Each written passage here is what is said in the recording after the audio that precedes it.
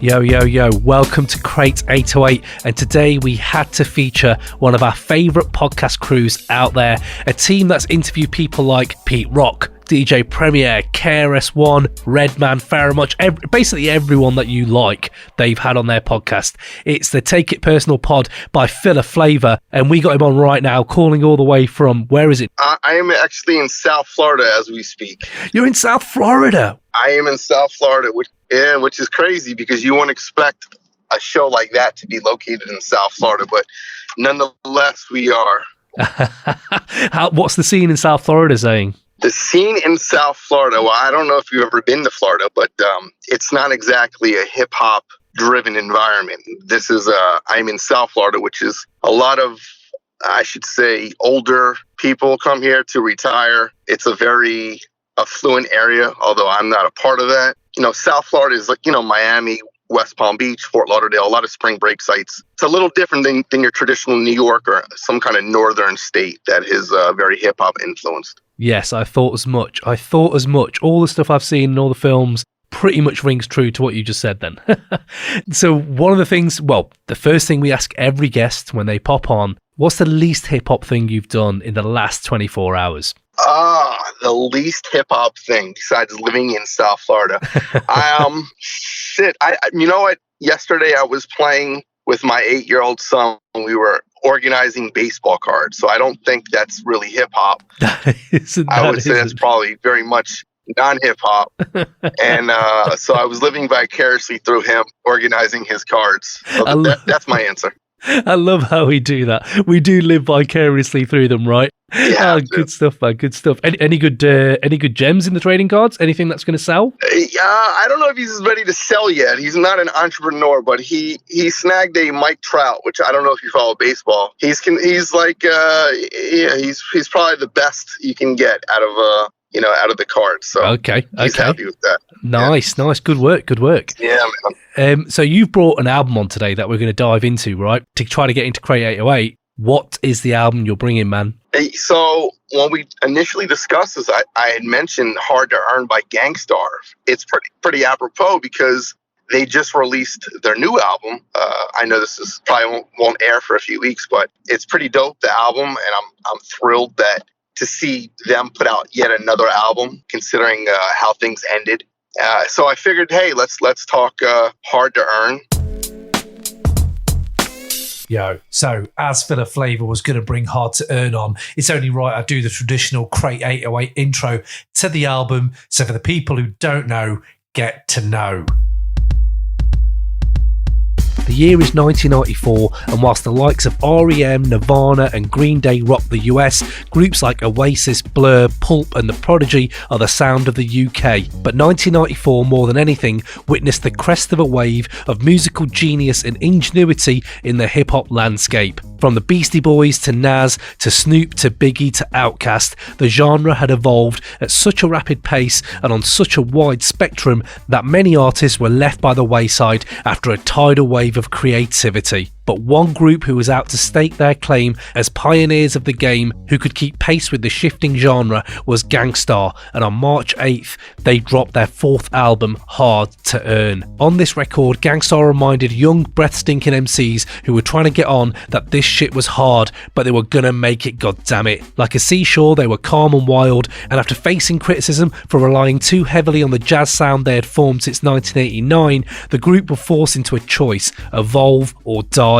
So the underground roughnecks switched it up, stepping away from the arena they were pigeonholed into, and brought doses of wisdom, swaggering self-pride and neck-breaking beats on what would be known as a quintessential boom-bap classic. Hard to Earn proved Gang Starr weren't just a group, they were a sound. Whilst Guru kicked his essay, Preemo manifested a soundscape that would all at once become legendary. When people talk East Coast, he was the embodiment of that sound on this album. Decades later, this record is still making MCs speak their clout and reminding people that lemonade was a popular drink and still is. So, tell me, man, what's your argument for this album to be in Crate 808? To me, it's my favorite Gang Starr album. I know a lot of people can go either way. Step Into the Arena is great, and maybe Moment of Truth. But for me, Hard to Earn is the hardest one, and I happen to think that it is Premier at its finest. when you talk about Premier, and I said this to him when he was actually on our show,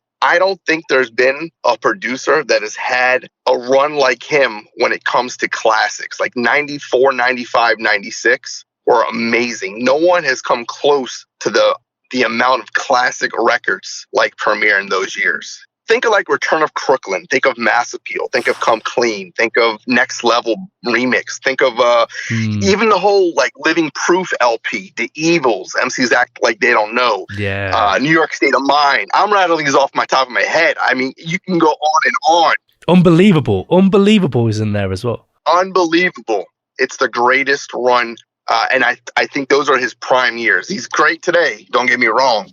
But 94, 95, 96 premieres is as good as it gets. So I'm trying to think of other producers that have had them runs. So Dre, I'm thinking Dre going from the late 80s to 90s. He was bringing it though. He was bringing fire. Yeah, no, he definitely did. Dre's one of them. I know P-Rock's had a few years. But I still think as far as like the magnitude of hits, it's very, very hard to touch. Because think about this. In 94, almost every album that came out was either like a great album or a classic album. Very few in between. You know, like you're talking, if you're equating them to mics, 4 mics, 5 mics, it's ridiculous. Every album was that good. And when you think of like 94, you're thinking of Illmatic. You're thinking of J. Rue's first one. You're thinking of Hard to Earn. You're thinking of Resurrection. Everything was so good. And I think Premier was instrumental, no pun intended, in that run. Okay, do you know what? I'm with you. That those years, it's unreal when you look back now at literally how quickly these things were getting churned out, and they were just dropping at a really, really rapid pace. When you talk about Hard to Earn, then, and this is Premier at his best, you're saying, what is it about this album that differs from Step Into the Arena? Basically all the other stuff that came before it, when Gang Starr had come from 89 and this is 94 now. That's a long time in 90s hip hop. 5 years is a long time. And the game had evolved a lot. What is it about this album that made you pick it before the others? Well, I think a lot of what we love happens to be, it's a flashback in a time. You know, in 94, it was a very, very, I want to say I was a sophomore. I was a sophomore in high school, so this is like kind of where you're coming into your own. And, you know, it was a very important time for me, so it resonated. Now, I loved Daily Operation, don't get me wrong. That was a great album. And that was kind of like the beginning. Like, they started getting a little edgier and moving away a little bit from the jazz influence. But I think on Hard to Earn, the beats were amazing. You know, and he's always amazing, but it really was special. He didn't have too many guest appearances, which I thought were cool because you don't want to take away from that chemistry with him and Guru. Absolutely. So you had like, you know, the group home, you had the J. Rue, and of course you had the 92 collabo of Nice and Smooth. But for the most part, it was just Premier and Guru.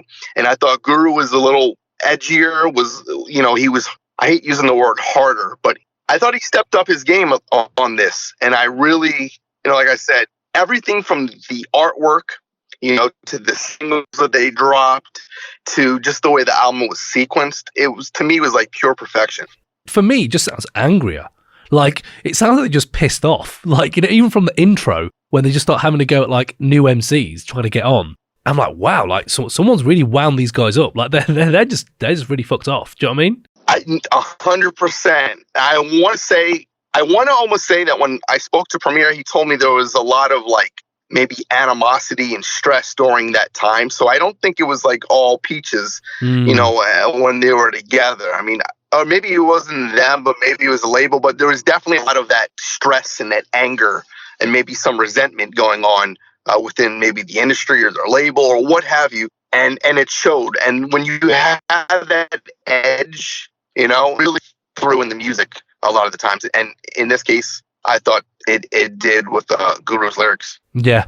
No, you're right, man. You're right. And you know, when Premier came on your pod then, does he consciously think Hard to Earn is a watershed moment for them? Or was he just saying, you know, we're evolving and that was it? Or was he like, nah, I'm definitely making a conscious decision to do something different from Daily Operation and Step Into the Arena? You know, I hate to say this. I don't recall him saying it was like a pivotal moment, but I have to imagine when he made that album, he knew, like, you know, when you're like in a zone, you know, he had to know he was in a zone. I think it came out in April, same month as Illmatic. He was just on fire. And I think every beat that Premier did that year was absolutely nuts. I mean, even if it was an interlude, the beats were stupid. Yeah, it's so true, man. It's so true. On this album, when I now listen to it, and I've not heard it for a minute, so I'm glad that you bought it because it made me like revisit. And obviously now they've dropped one of the best yet, like you talked about. It's just like, wow, Serendipity's timing is like perfect because you hear like peak Gang Starr and the latest one, and I can't help but compare. And the new one is fucking good. It's really good. But yeah, when you talk about hard to earn, the hard to earn stuff, I do think they have stepped away from the jazz thing. There are some like really weird pitched tones throughout the whole thing, like swirling alien sounds and shit. Like, we used to brainstorm. There's this like driving, menacing blues samples around and stuff like that. It's just a lot of like different things to the other stuff. They've kind of evolved at their own pace. They've been influenced by what's going on, I feel, but I think they've done it at their own pace and not changed everything radically, if you know what I mean. No, I think you're right. I think you also alluded to the fact of sampling. At this time, I think sampling was tricky to do without really getting hit with a huge lawsuit. So they moved away from some of the jazz stuff that were pretty common, and then they started. And it's not like they didn't sample for this record; they did. Mm-hmm. But I think that's why you hear an edgier sound. It's a lot more Premier than it was digging that you heard on the previous, 3 records. Yeah. At least that's my take. I don't know, but there's a reason, and I feel you, man. I feel you. I can see the reasoning behind not as many samples. All crystallizes for me on this. Like, this is a beautiful antique rap record in the fact that when I say antique, I'm not giving it I'm not trying to like be down on it. Just like when you listen to Pink Floyd or Joy Division or something like that, like from the back in the day, they sound of their time, but they're amazing because they still sound of that time. This is like the quintessential boom bap record. This is boom bap, and that's where I feel like things like Mass Appeal. That's one of my favorite tracks of all time. And that track takes everything they've done before this and just makes it better. Just makes everything better. And that's what I do love about this album. I agree. Yo, what up, y'all? This is DJ Premier, and you're checking out the Crates 808 podcast. I put an S on it because there's more than one record in the crate, you know what I'm saying? So that's how we dig, that's how we play, and that's what real DJs do. You heard? That's why it goes down. We out here. So a section we like to talk about on the pod is most rewindable track. What is your most rewindable track on this album? Well, I think you just said it. The Mass Appeal is one of those songs that is, and I'm going to say this a lot talking about this album, but it's pure perfection. I mean, everything from Guru's lyrics to the beat to the way they just ripped, the youngsters, it was like perfect. Everything was perfect. I don't think I could ever get sick of that song. Yeah. I could listen to it every single day and say, cool, let's keep it going. I don't think I'd be tired. If I had to pick like another one, that ironically, I really like A Long Way to Go, even though Guru's vocals are a little off. I've always thought it was, a great song. I loved hearing, that 5 sample.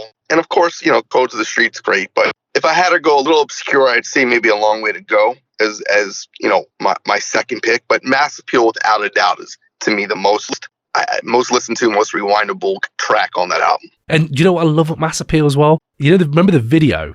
And there's like these 3 like digital beeps and then bang, like you're just breaking your neck. I love that intro. I remember when I used to watch Yo MTV, and you hear the beep, beep, beep. Yep, here we go. And bang, that hypnotic beat just takes you to another level. Like, the weird thing about that track is, if you listen to it now...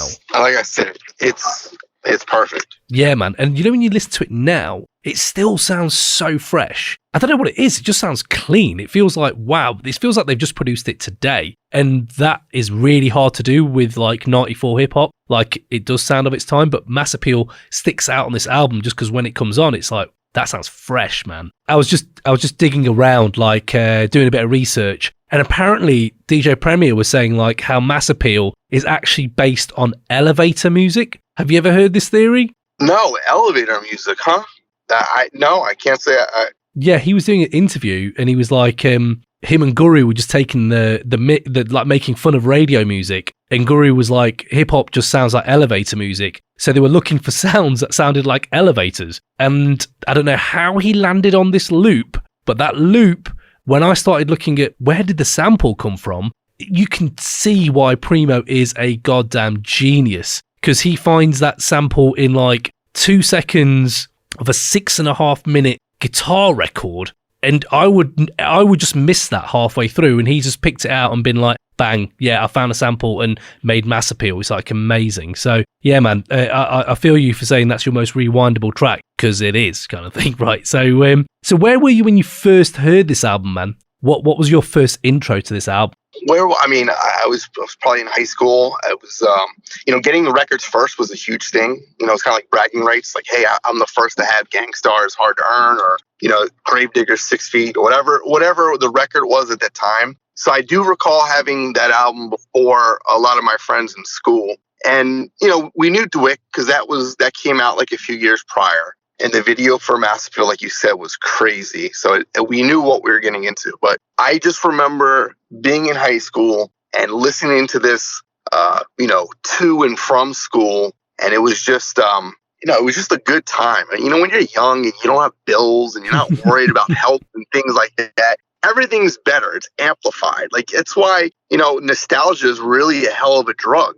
And for me, 90s hip hop is the greatest nostalgic there is, because it just takes me back to a time where I was young and I was just soaking up things like a sponge. And this album was one of those albums that I just could not stop listening to.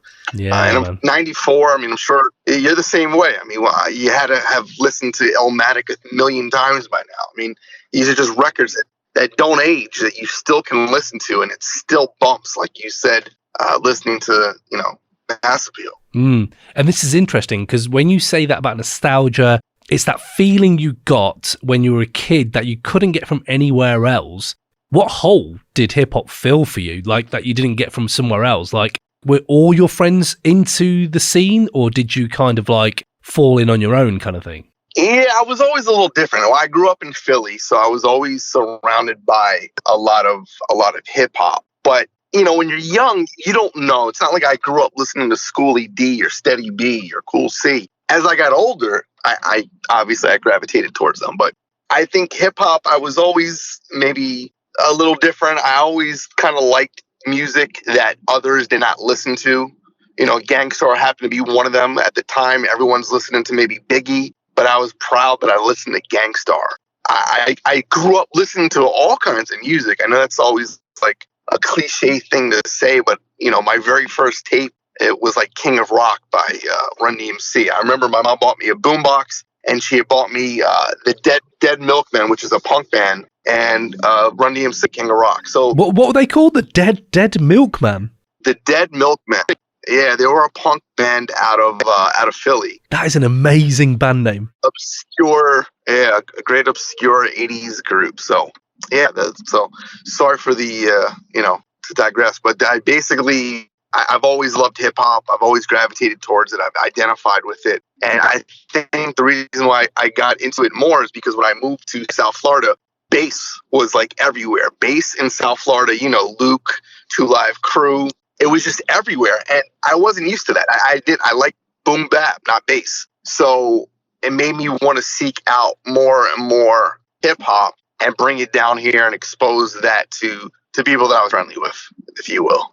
And then I can just tell, like, when you talk on your podcast and now when you're talking to me, the passion is still there. What was your journey towards taking it personal, making the podcast start? Tell me about how you got started, man. My good friends, Kevin and Andre, who are part of the show, they're just as important to the show as I am. We really wanted to just get together, shoot the shit, and listen to hip hop. It was an excuse to kind of like have a guys' night out, listening to some good music, maybe have some drinks. So that was what initiated the whole podcast. Prior to that, I did college radio for a good, 7, 8, 9 years. Right. With Kevin, who on the show. And it was a really great show, but you get older, you get out of college, you grow up and you have families, and before you know it, you're kind of drifting away from that whole community. Cut to, our late 30s. We're like, shit, we want to fill that void. We still love hip hop. It doesn't die in us. You're like a b-boy forever. So we started doing the podcast, and really we did it for fun. It's not like we did it with a listener in mind or even thinking people would listen. I knew that I was always good at curating music and giving people a reason to listen. But really, initially, we did the podcast just so we can have an excuse to get together. And then what it became was something that none of us anticipated. And now we kind of keep things up. They say you're only as good as your last show. So you kind of get caught up, but we don't do this for money. We don't have any backing. We truly do this for the love. I mean, we do love speaking to people that we grew up listening to, like talking to KRS or Pete Rock.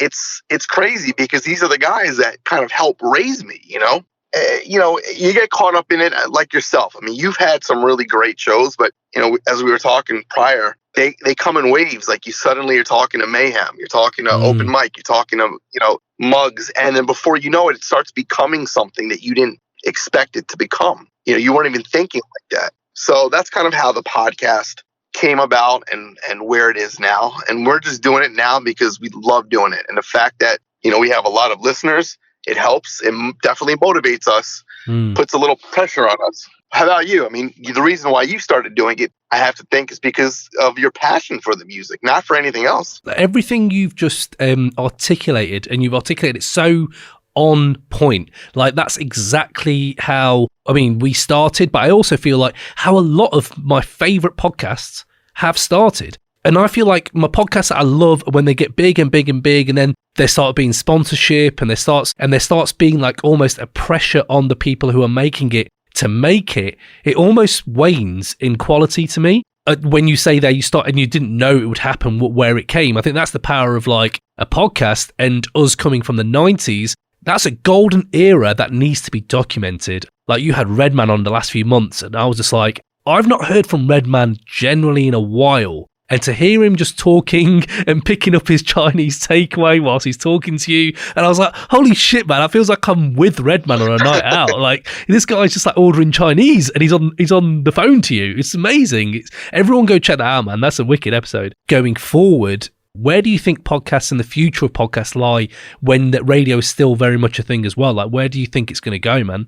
I think, and this is a good and a bad thing, just like everything else, just like, file sharing. I think nowadays anybody with a laptop and a USB mic can do a podcast. And there are so many podcasts out there, and it's very, very hard to keep up. And a lot of them are disposable arts, if you will. Shout out to Master Ace. But there are so many good podcasts, especially hip hop, but there are not many that do music. And I think when we initially said, let's do something like this, because we could have just hung out and made music or listened to music rather than just talked, and that'd been fine. But we recorded it, and I said, look, Stretch and Bob were so influential to so many of us. Why don't we do a show like Stretch and Bob, where we play music to give people that void that they were like missing for years, that 90s quintessential hip hop, whether it's indie or underground or mainstream, whatever it is. When it came to 90s golden era or second golden era,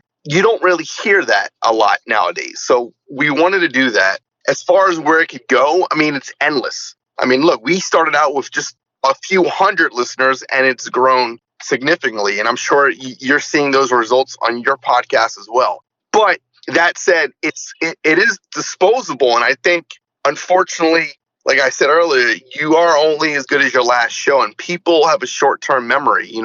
For every Take It Personal, there's a, It's the Real or Drink Champs or whoever. You know what I'm saying? Very hard for the average consumer to keep up. Yeah, true. There's a different point to Drink Champs to you guys. But talking about your pod, though, because you've had so many people on, I was just going to ask you, man, what are your highlights? Like, what are your favorite moments doing Take It Personal? Look, obviously talking to Premier was great. To me, he's the greatest of all time. So that was a huge highlight. I think probably for most of us at the show, the KRS one was one of the biggest highlights for us. It happened unexpectedly, so we didn't prep. Usually for our interviews, we prep.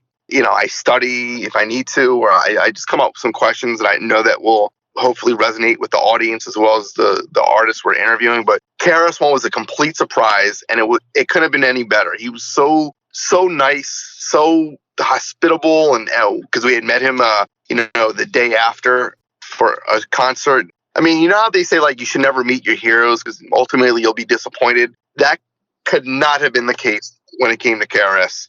He was awesome. That's amazing.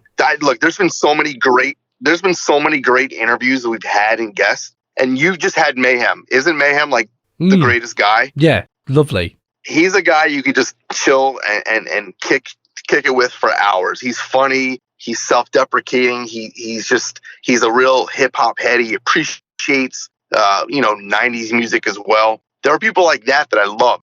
He took us on stage with him when he was on our show. It was him in action. It was just really cool. That's crazy. And those moments to me always stand out. Yeah, man, that's crazy. And then there's also, I don't want to make it everything to be great. There are interviews where they don't go according to plan, or maybe the artist is tired or they're not as enthused. Keep in mind, doing a phone interview is the hardest thing, because when you're in person, that guest is more than likely engaged because they're face to face with you. They can't really fake it as much as they can on the phone. On the phone, they could be on the internet. They could be doing something else. They could be driving. They could really half-ass it. It's very hard to command someone's attention over the phone. So some interviews don't always go as according to plan, and some turn out to be better than others. But at the end of the day, we get to speak to the people that we want to talk to. We don't do interviews just for the sake of them. Every show is different, but I hope that people appreciate the effort that goes into these shows, because there's a lot of post-production. I wish we could just hit, record and let it go and then just put it out live. But each show is a lot of work. Yeah, man. I feel you, man. I feel you. And commendable, man. Respect to all of you, all the crew, man, all the Philaflava crew, all of you guys, because it is, man. It is. And like you said, not getting paid, just doing it for the love, man. And that's it. And that's what I'm talking about, man. Hey, yo, this your boy Foul March, and right now, you are rocking live with the Crate 808 podcast. Enjoy this week's episode, and just remember to subscribe and rate and review. Peace.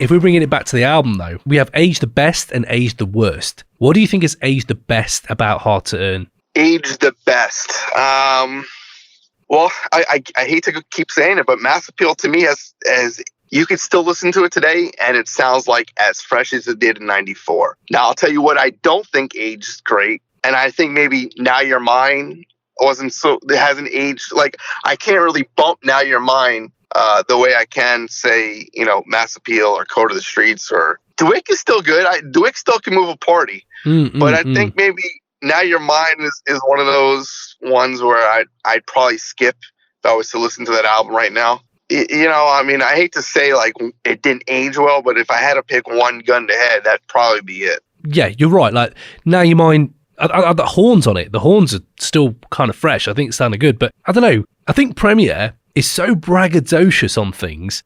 What's aged the best, I feel like he's always had that braggadocious style. So if you listen to The Planet is a great track generally about growing up and dreaming to aspire to be something. But there's a blues sample that intros The Planet, right? And Preemo doesn't even use it. Like, he uses it for like 20 seconds. And it's the heaviest thing. You think, oh my God, this is going to be the track. And he's so confident in his own skill. He just kind of cuts it and just goes into a whole different thing. And Pete Rock, Jay Dilla, people I love do that a lot. Yep. Like Madlib does it as well. Like, drop a little loop and then it could be an amazing song. And I feel myself getting a little bit angry that you've not used it, but like then I feel like you still smashed it with the rest of it, right? So I feel like when it's aged the best, I think that braggadocious style is still really bangs. I really like that. Guru's voice, I mean, that's always going to be timeless to me. No, of course. I will say though that Now You're Mine, I believe, was on a soundtrack to The White Men Can't Jump. So in all fairness, it probably wasn't created for this album. They just threw it on there. But it still doesn't fit. It still doesn't fit. So that's my one that didn't age age that well. Okay, I get that, man. I get that. Also, another one that Tons of Guns, right? Tons of Guns today is still relevant, and that Malcolm X intro to Tons of Guns is like, for me, sometimes that's one of my most rewindable moments on the album. Just hearing him come in, it's so angry and so like passionate. I love that, man. I think it's great. It sets the tone for the album. I mean, that album is a very angry album. It's that braggadocious chip on your shoulder. Suckers need bodyguards, man. I mean, that's really what fuck around, lay around. I mean, just the beat is so haunting that when that piano comes in and Suge spits his bars, it's like you almost get like, wow, these dudes you don't want to fuck with. Yeah. And I'm probably boring folks, but I love this album. I really can't say any more than the fact that I think it's the best Gang Starr album. Yeah, man. Yeah, no, fair enough. So we have hottest bars, like your favorite bars on the album. Is there any bars that you would say like, yeah, man, that always sticks out to me, or something that touches you? Hottest bars. You know what? I hate to do this because it's not Guru, but J. Rue, I still think, I mean, he always has the best opening and closing lines. So when he, when he's like, I'll cut you up like Edward Scissorhands, the program, on the motherfucking man. When he says that on I'm the Man, like that stole the show for me, right? Yeah, when he says, peace to East New York, perverted monks, and Mike Tyson. These are the lines that like resonate. Yeah. So when he's like, I neutralize suckers because I'm alkaline, I can go on for days speaking about my clout. Little dab, snatch the mic and choke the motherfucker out. Like those to me are like, wow, man. It just, he really knows how to steal the show. And I hate to say like he stole the show on the album because Guru did a hell of a job, but that line always stood out to me. That rhyme in particular. Absolutely, man. And you know what? Speak Your Clout generally, low key, one of the best bangers from the 90s. It just low key. Like, no one talks about Speak Your Clout. The first beat. It's sick. It's sick. And I will say, Guru on Mass Appeal, obviously, when he's talking about, I would just say his verse on Mass Appeal was always amazing, but I've always rode for J. Rue, and I thought J. Rue, it was like he back to back. He really like stole the show. So that's why I think that, to me, that line stood out.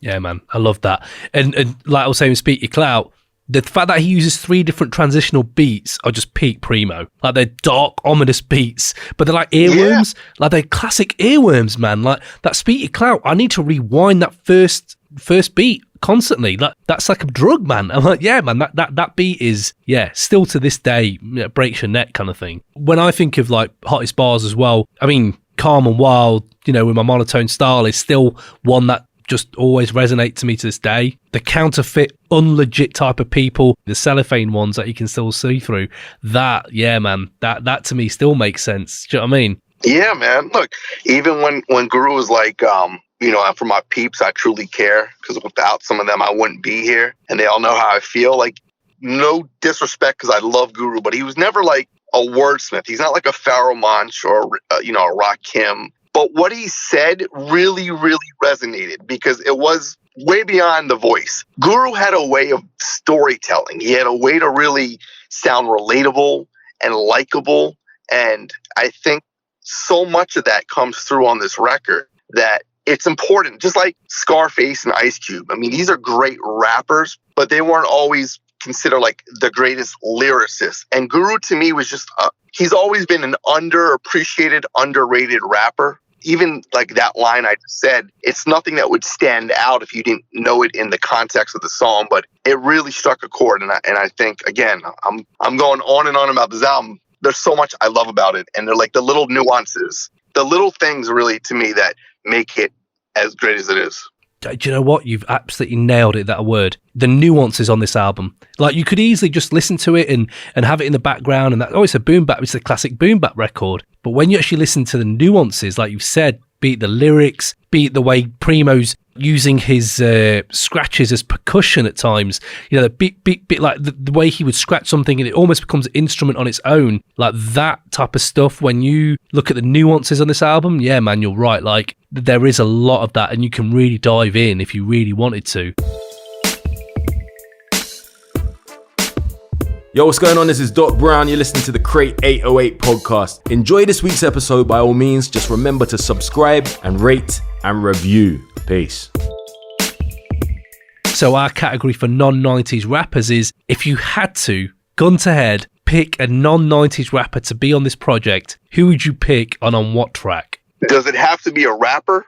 Oh, go on. You said a non-90s rapper. Yeah, non-90s rapper. Because I really like. Well, okay, so let me just. This is my thought. Maybe I'm completely off, but I really like the album the way it is. So adding another rapper, another element to this, it may skew things a bit. But that said, I know, and this is a hard album, so I don't even know where it would go. I liked when Premier worked with D'Angelo, and I know D'Angelo worked with Jizza on a Cold World remix, and I thought that was dope. So I know this is a few years before they did Devil's Pie, but having D'Angelo and Guru together over a dope Premier beat to me would have been nice. Where could it have gone? I don't know. I gotta think, because that album doesn't really call for an R&B kind of a hook. But it doesn't have, it can be subtle. It doesn't have to be like in your face, Casey and JoJo kind of hook, you know? Yeah. Think of the planet. Like, even like if I get how they constructed the track, but I don't know. If you added a little soulfulness to a few of these joints, I really think fucking D'Angelo would have been a nice call. That's a huge shout I would not have thought of. I'm feeling that. I think there could be something in that. Like, because this album does have a lot of social issues as well. Like, it's not just them talking about bragging and we're the nicest and blah, blah, blah. There is actual social issues on here. So when you look at like Code of the Streets and Tons of Guns, I can imagine D'Angelo bringing something to those, just like he has done as he's matured, you know, as an artist. Yeah, totally.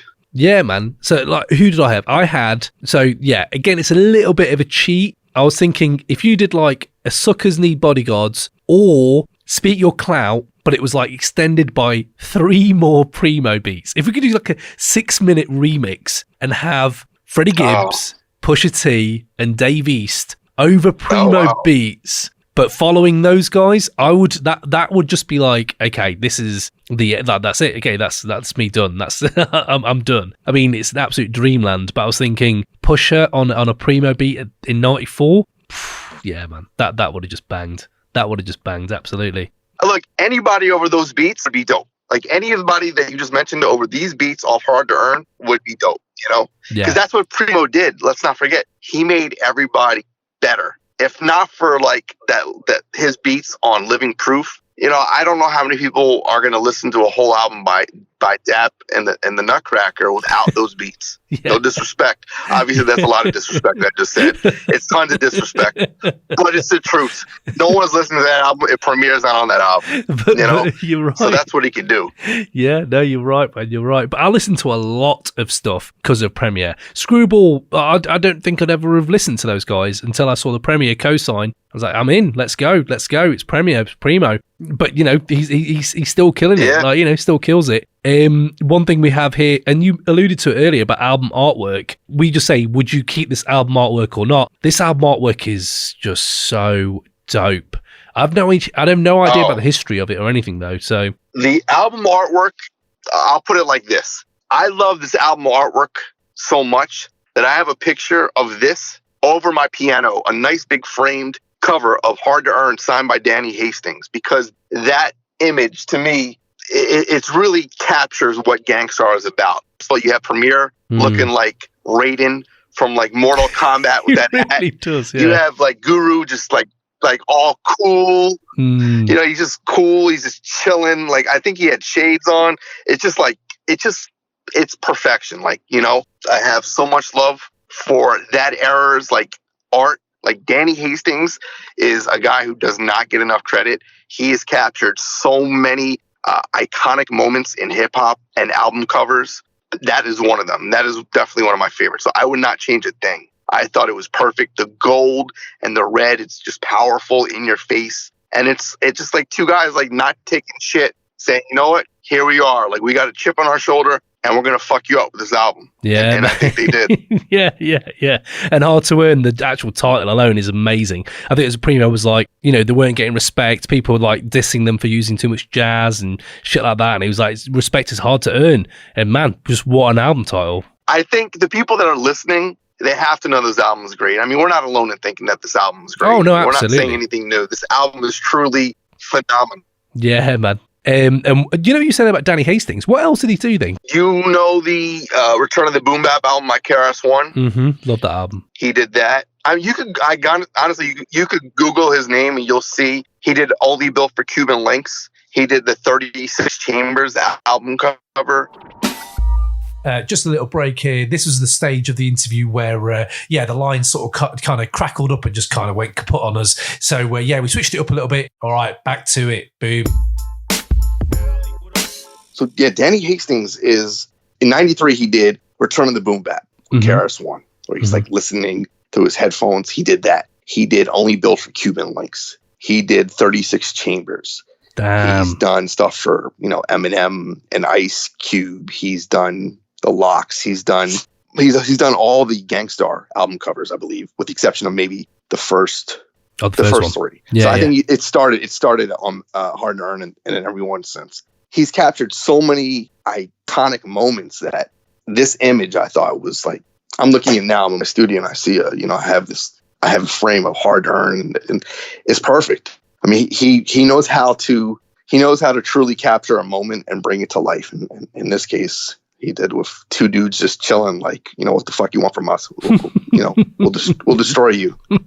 Yeah, man, definitely. And do you know what? I was going to say to everyone, follow Philaflava on Instagram, because you just reminded me that you're basically making me jealous every day when you've got another piece of artwork in a really nice frame, signed, and I'm like, motherfucker, man, that looks amazing. And I can just see people in the comments like, where can I get this? Where can I get this? And you're like, you can't get this. That's the whole point. But I haven't even asked you this, and we talked about Guru's voice and him not being like the top tier lyricist as much. But if you had to name your top 5 MCs, who would your top 5 MCs be? Like your favorite MCs? You honestly, Cam, you could ask me tomorrow. It may change, but are we talking all time or right now? They always change, man. They always change. But if I'm asking you now, and it's all time, but you had to answer it today, who would it be, man? I think I got to go with Rakim as my number one. I've always felt Rakim was the best. Boom. And then I'm going to go with Nas. So Rakim and Nas, to me, Nas is after his first 2 albums, he could have retired and he would have been fine. Like, that's how great those albums were, especially Illmatic. It's his trump card. He can do no wrong. Yeah. 3. A part of me wants to say G-Rap, but then I know there's like, why am I having a hard time figuring this thing out?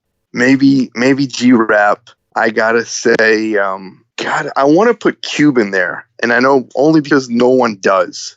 And I think his first 3 records just put him in that category. I have so much respect for you now.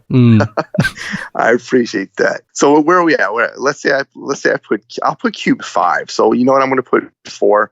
This is a homer pick, but I truly believe he is one of the greatest lyricists, and that's I almost said Pharoah Monch. I do believe he is, but he's not in my top 5. I'm going to go with Black Thought. I knew you were going to say Black Thought. Philly, man. It's that Philly love. I knew. Yeah. I was thinking, when is he putting Black Thought in? I swear to God, ask me 10 minutes and I'm changing that whole lineup. But for the most part, I think that's the core. Maybe, you could adjust 3, 4, and 5. But yeah, man. And going back to what you said that you could appreciate me saying Ice Cube. No one mentions Ice Cube even in like a top 10. And I don't think people realize when you think of what he did for NWA, right? And then when you think of what he did for America's Most Wanted, Kill at Will, and then he did Death Certificate. What a run. That right there, that run, we talked about Premier had the greatest 3-year run. Well, I think Cube had the greatest run from like 90, 91, 92, something like that. Do you know what? That's how good it was. You know what? Regular listeners are going to think I've put you up to this, because what you've just said there is pretty much the drum I bang every other episode. So, well, I'll just bring it up and be like, if you're bringing 3 album runs, we've got to talk about Cube. And people are, for fuck's sake, he's talking about Cube again, this 3 album run. So I did not plan this. This is all Philaflava. This is all your... not at all. so I'm not on my own. Like, I'm glad that you brought that up. And we did talk about America's Most Wanted, broke it down with a UK MC called My Stiggy, who's a bit of a legend over here. And yeah, man, it was fun going into that album. And yeah, Predator, mate, I'm there for all that. So yes, I appreciate your take on that. Who have like, we talk about the pod, we're talking about, your bright future going ahead. Have you had Black Thought on? No, I mean, that is a bucket list. He's a tough guy to get because he doesn't typically do interviews, and he's busy. He's always doing like, he has the Tonight Show he does, and he always does like these events. So he's a very, very difficult dude. Doesn't mean I haven't tried. Trust me, I've tried to get him. And I know he's working on something now where he's in the lab, and I think he's dropping a new album. You know how he did like those EPs they last were incredible. year. He did one with Ninth Wonder, another one with Salam Remy. He's doing one with Sean C. That's dropping. So he's been super busy, and the stars have not aligned. So I'm going to keep trying. Look, if I can get Premier, I should be able to get almost anybody. But he's a guy I'd love to get, and hopefully one day it will happen. But keep in mind, what we do, what you and I do, is it's still very like niche compared to the majority of the world. I mean, we're talking 90s hip hop, so it's not something that is all that marketable to these major conglomerates. That's why, like, a Drink Champs has sponsorships because their show is based on alcohol, so they have Ciroc and all that other stuff. And then there are other shows that do great interviews, but they're based in New York, and they have an outlet that's maybe bigger, or they have a reach of people within their network. They may be working at a Hot 97, so it's easy for them to get things. For us, everything now is just cherries. We've already like spoke to like KRS, you know what I'm saying? We've already spoke to Premier and Pete Rock and Master Ace and Eric Sermon and Redman. So it's just cherries. Yeah. We've done a lot of tributes, so it's hard to keep doing. You know what I'm saying? It's hard to almost outdo what you previously have done, whether it's the West Coast hip hop, Philly hip hop, indie hip hop, or our Southern tribute show, or when we do tributes for like Prodigy or Pharoah Monch. We've done a lot of tributes. I mean, but there comes a point where it's like, all right, what could you do next? Yeah, man, definitely. No, I feel it. Well, do you know what? Thank you for coming on, man. I really appreciate you coming on. I appreciate you taking the time out to talk about your podcast and talk about this amazing album. Everyone, check out the album, check out the podcast. Obviously, I've got to ask you, man, before you leave, because we ask every guest the same question. What's the last great piece of music you heard? The last great... Well, you know what? I was jammed in the car just the other day. There's two albums I was listening to, two older albums. I'm like, damn, these are really good. One was Too Short, Get In Where You Fit In. I think that's such a great car album. Nice. QD3 was so good on that album. I listened to that, and the re-release of Third Eye Vision by Hieroglyphics. I've been listening to that, and to me, those are great pieces of music. So, yeah. As far as new album goes, I have the Gang Starr. I think that's great. I bought the West Side Gun. I haven't really listened to that yet, but I hear that's pretty good. So, but I'm an old dude stuck in the 90s, so I'll still go back and I'll listen to that before. Like a Gang Starr album just came out, and I'll still, for some reason, I'll go back to Hard to Earn today and listen to that before I listen to one of the best yet again. Second or third time. Yeah, man, I feel you. So you're liking the new album though, right? Because I know we talked about it a little bit, but I do. I do. I mean, considering that he didn't have much to play with, he had like maybe 25 minutes of material. So there's only so much you could do. So I think he did a great job as far as putting it together. Yeah. It's not done like, like the Big L album, The Big Picture, where it's like all these different forced collabos. It feels like they were in the studio together when they made these tracks, 100%. which was what I liked the most. Yeah. And you're right, man. Just to find all that gold in little bits is, again, another moment of genius. The man just knows how to do it, man. The man is just a genius. So let the people know, where can we find all your stuff, mate? Well, the easiest thing to do is to go to our website. I always say it's like a one-stop shop. So it's takeitpersonalradio.com. All of our shows, the track listings, we have a store. So if there's some cool merch you like, we have some like really cool flips of like classic logo designs. We're streaming on, iTunes and Google and SoundCloud and Spotify, and we have a Vivo channel. So you can check us pretty much anywhere that's streaming podcasts like yourself. And if you want more information, just go to our website or follow me on IG at Philaflava. And, if you like 90s hip hop, hopefully you'll dig what we got. Well, thank you again for coming on, man. Anytime you want to come back on, talk albums or Thank promote, you, Cam. I appreciate it. Man, you're more than welcome. So keep smashing it, bro. Sounds good. You too. Take care, Cam. Cool, man. Peace. 1 2 1 2. You know what it is. This your man SKYZOO Sky Zoo live out the borough, and this is the Crate 808 podcast. Make sure you subscribe, rate, review, and most importantly, share that love and put your peoples on. Crate 808, one time. Yo, and there you go, Hard to Earn with Philaflava. Just one of the ones I've always wanted to do was to get those guys on, because their podcast to me was something I would always listen to and, get some inspiration from when you listen to Pharaoh Monch talking. Like, yes, I feel like I know this guy a little bit better than I used to. So yes, hope you enjoyed the podcast. Please just go back and listen to Hard to Earn now. I'm so glad I did that. And we talked about a lot of things about this album on the podcast, but there's other things that I just realised I didn't even mention. And there's a certain thing I talked about, Mass Appeal, and the sample from Mass Appeal. Big up to Angus Beattie, right? Angus Beattie, brilliant hip-hop writer for The Quietus. He did a little theory on how he thinks Premier found the sample to Mass Appeal. So if you actually listen to where the sample comes from, it's a record by Vic Juris called Horizon Drive, and it's a guitar record, right? And it's a 6.5 minute guitar record, and the actual sample is like 2 seconds halfway through you would just miss. Now, why has he found this guitar record? Where did Premier find this guitar record? The thing is, it's out of print.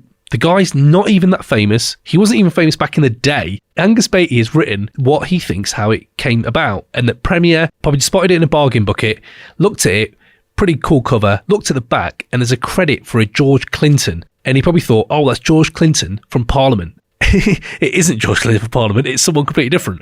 And so this is the genius of Premier. He must have picked that up, thought, I still might get something out of this, took it home, listened to it, and thought, this is not George Clinton at all. It's a variety of different genres. But then he still listened to all of it, and then throughout all of the album, in a 6.5 minute track, there's 2 seconds he found and made Mass Appeal. Now, that guy is a fucking genius for doing that. So yes, I know I didn't bring that up with Philaflava. I know a lot of you may have known that anyway, but if you didn't know that, mad respect. Put some respect on DJ Premier's name just because of that. Anyway, enough of that. Hope you're enjoying the pod, and we appreciate all the love from everyone. Catch us, crate808.com. Everything is on there. If you want to go to Instagram, crate_808, we're on there. 90 stream of consciousness, loads of little things on there, videos, photos we found, and then obviously our podcast stuff. Crate808 on Twitter, that's slowly growing, getting people on there just talking to us all the time. That's always nice to hear. And Facebook, man, wow, we're banging. I did not know it'd be that big on Facebook, but clearly people love it. So please rate, review, subscribe, share, tell everyone you know, even if they don't like 90s hip hop, just download this because it genuinely helps us. And the people who are asking for merch, it's coming, man. It's coming. We're trying to get this done. We're doing it with no money. We're doing it. We're trying to have a family life. And yes, just trying to work at the same time. So either way, big up yourselves, and I shall catch you on the flip side. Brat, brat, brat. Peace.